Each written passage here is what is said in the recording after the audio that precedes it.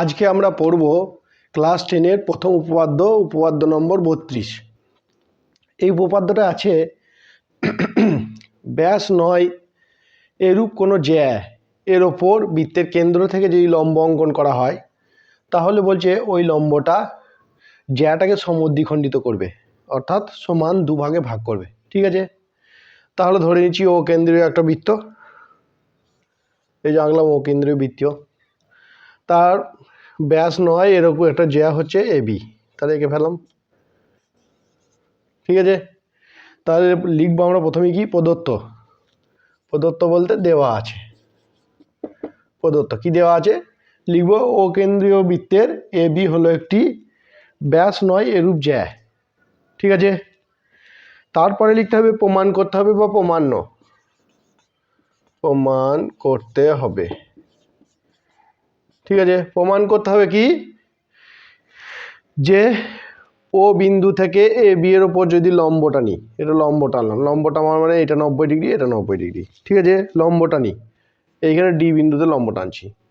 ঠিক আছে, লম্ব টানলে প্রমাণ করতে হবে কি যে লম্বটা যদি টানি তাহলে হবে এডি সমান ডিবি বা বিডি। বুঝে গেল কি প্রমাণ করতে হবে? তাহলে প্রমাণ করতে হবে এটা যে এডিটা বিডি এর সঙ্গে বা ডিবি এর সঙ্গে সমান। ঠিক আছে, এবার আসবো এই প্রমাণটা করতে গেলে লাগবে একটা অঙ্কন। কি অঙ্কন? ও এ আর ও বি যোগ করা হলো, তাহলে অঙ্কনের জায়গায় লিখে দিল ও এ আর ও বি যোগ করা হলো। এবার আসবো প্রমাণ। ঠিক আছে, প্রমাণ যেটা আসল। ঠিক আছে, প্রমাণে দেখো কি করব, ও এ ডি একটা সমকোণী ত্রিভুজ, ও ত্রিভুজ বি ও ডি সমকোণী ত্রিভুজ থেকে পাই, সমকোণী ত্রিভুজ থেকে পাই কি পাচ্ছি প্রথমে লিখছি না, এমনি বলে দিচ্ছি কি পাচ্ছি। প্রথমে পাচ্ছি এই সমকোণটার সঙ্গে এই সমকোণটা সমান, মানে সমকোণটা সমান হয়ে গেল। আর কি এই ও এ মানে এই ত্রিভুজটার অতিভুজ, ও বি এই ত্রিভুজটা অতিভুজের সঙ্গে সমান। কেন? কারণ ও এটা হলো এই বৃত্তের ব্যাসার্ধ আর ও বিটা হলো এই বৃত্তের ব্যাসার্ধ, তাহলে একই বৃত্তের ব্যাসার্ধ সবসময় সমান হয়, তাহলে এই ব্যাসার্ধ বলে এই বাহু দুটো সমান হয়ে গেল। আর এই ওডি বাহুটা দুজনের মধ্যে আছে, এ হলো সাধারণ বাহু। তাহলে আমরা সমকোণী ত্রিভুজের আর এইচ এস বলে সর্বসমতার যে ফর্মুলা আছে বা সর্বসমতার যে নিয়ম আছে, আর মানে হচ্ছে রাইট অ্যাঙ্গেল বা সমকোণ, এইচ মানে হাইপোটেনাস বা অতিভুজ, ঠিক আছে, আর এস মানে হচ্ছে সাইড, মানে যে কোনো একটা বাহু অতিভুজ ছাড়া।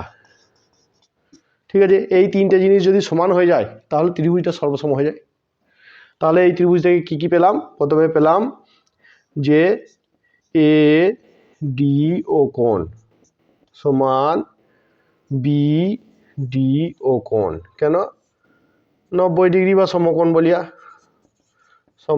বলিয়া বোঝা গেল।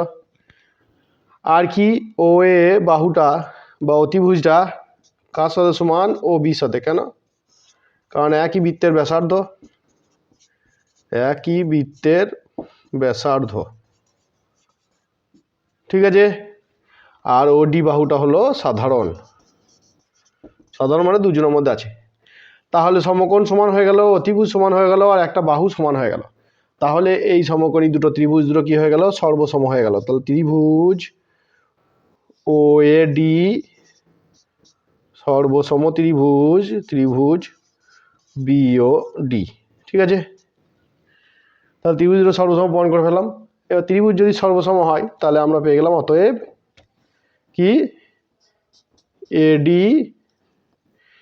এডি সমান ডিবি বাহু। কেন? কারণ সর্বসম ত্রিভুজের অনুরূপ বাহু,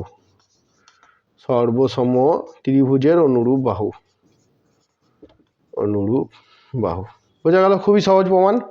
আবার একবার বলে দিচ্ছি যে ও কেন্দ্রীয় বৃত্তের এ বি হলো ব্যাস নয় এমন একটি জ্যা, তার উপর ওডি লম্ব অঙ্কন করা হলো।